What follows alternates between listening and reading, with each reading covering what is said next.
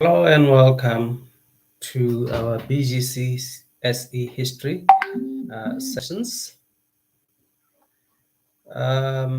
Today's installment is going to be very short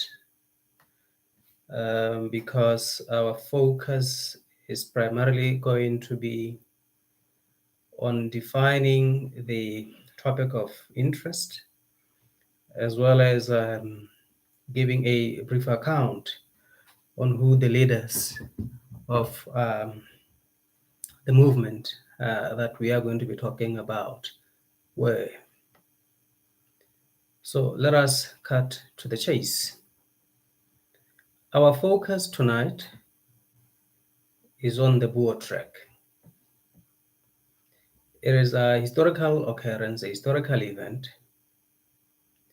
which is of interest to us as Bgcse history student, or at least should be. Because if you peruse through past examination questions, the terminal examination questions, you would realize that on a yearly basis almost, there are questions posed, based, or extracted from the topic. So it is one of those, if you wish, popular and at the same time compulsory topics in the Bgcse school program, history program. So our interest for now is on the definition of the concept, if you may. And the concept here is the BOER track. What was the BOER track? Now, in providing definitions or in defining historical events, occurrences, among other things, you are obligated to provide more than the literal meaning of a term that describes a historical event. That is to say, you more than need to answer the what question. It is for this reason, therefore, that in defining the BOER track or any other historical event, your definition, which would become your answer if you are responding to a question of that nature, should seek to answer 4 questions. As usually, questions which require you to provide definitions are pegged at 4 marks. So to arrive at 4 marks, your definition should be able to capture, to encapsulate 4 WH questions, which are what, who, when, and where. So sometimes any one of those WH questions could be substituted by the why question. So our definition in this instance of what the BOER track was would be something as follows. The BOER track refers to the movement of Boers from the Cape Colony into the interior of Southern Africa during the 19th century. If you had written that definition down, you could easily apportion it across the 4 W questions, which I earlier made reference to. Perhaps it's an activity that you'll engage in as you go back to what was said in this lesson, to try where the what, the where, the when, and the who questions have been addressed in the definition.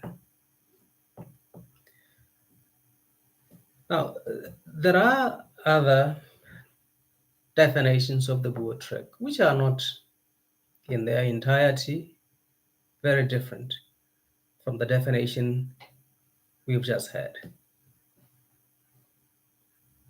Now, as an example, one of these definitions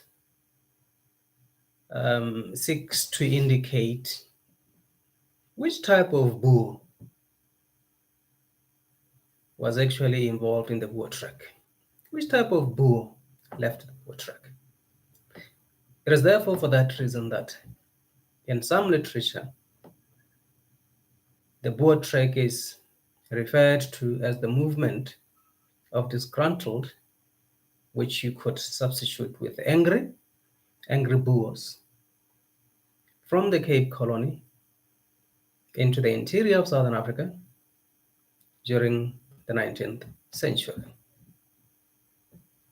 So the only difference here is the Boers who left have been characterized as those Boer folks who were not happy with British reforms.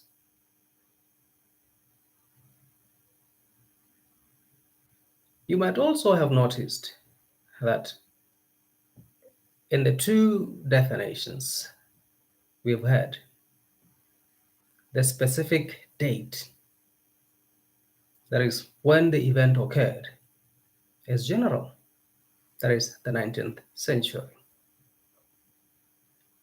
So you might be wondering, when exactly during the 19th century, because it is a broad period that stretches from the 1800s up until, from 1800 up until 1899. Now, if you want to be very specific, you would say from 1835, because that is when we see tens of hundreds of Boer folks decided to leave the Cape with their property for the interior of Southern Africa. Now, in successive lessons, successive sessions or installments, we would get to address the issue of what it is that actually motivated them to move away from the Cape. We would delineate the different permutations, the different explanations in the context of the reasons for the BOER track or the causes of the BOER track, if you wish. So we have gotten out of the way rather the issue of what the BOER track was. Now let's shift our focus slightly to the leaders of the BOER track. Please do note that when the BOER track left the Cape, they left in small batches, in small groups,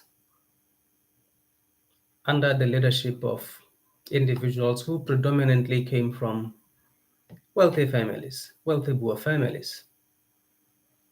So the role of leadership was in actual fact assumed by those who had deep pockets, those who were wealthy. It is not ordinary folks, in other words, who assumed those positions of leadership.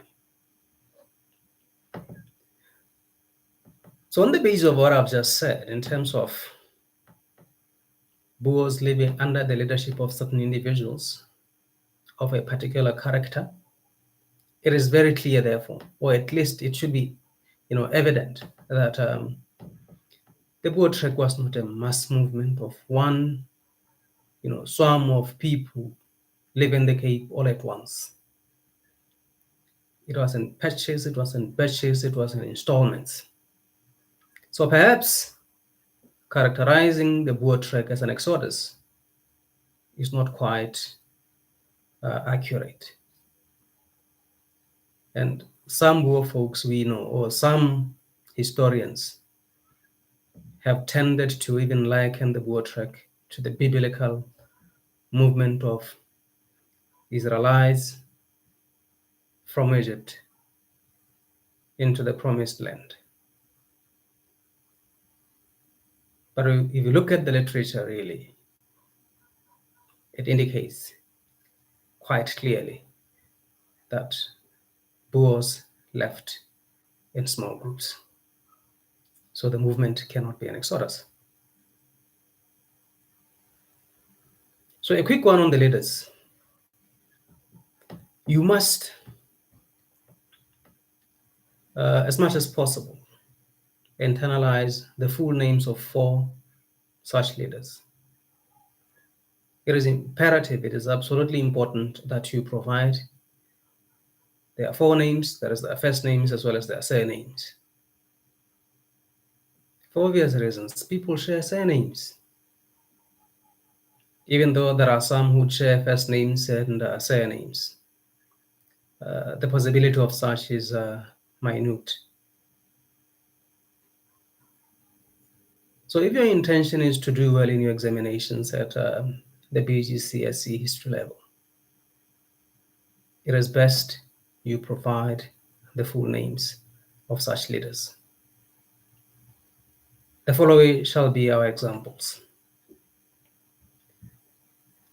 One of the leaders was a man named Jan van Rensburg. The other one, our second example, was Louis Trichardt. The third was Cyril Silas. The fourth, Piet Retief. The fifth one, Piet Uys. The sixth one, Gerrit Maritz. The seventh one, Hendrik Potgieter. So there might be other examples out there that you might be interested in learning about. But the 7 examples I have given here, in my view, shall suffice. And remember, out of the 7 examples, you must only be able to recall 4 names. That is both the first name and the surname. That is how you score your 4 marks. Because typically examination folks would ask you to name any 4 leaders of the BOER track. Name, list, state. So you must be able to also itemize the names. Roman figure 1, so and so. Roman figure 2, 3, 4. And then that's how you arrive at your 4 marks. That shall suffice in as far as the little account that I wanted to share with you on the leaders of the BOER track is concerned. Please do note that the next installment shall specifically focus on the causes of the BOER track, the reasons of the BOER track, if you wish. And we shall spend some significant amounts of time trying to wrap our minds around the different explanations, the different permutations in terms of what it is that led to the BOER track. So look forward to that discussion. Remember to subscribe to the channel, like the channel, share the videos. It is a fact that there are no alternative facts. Good night.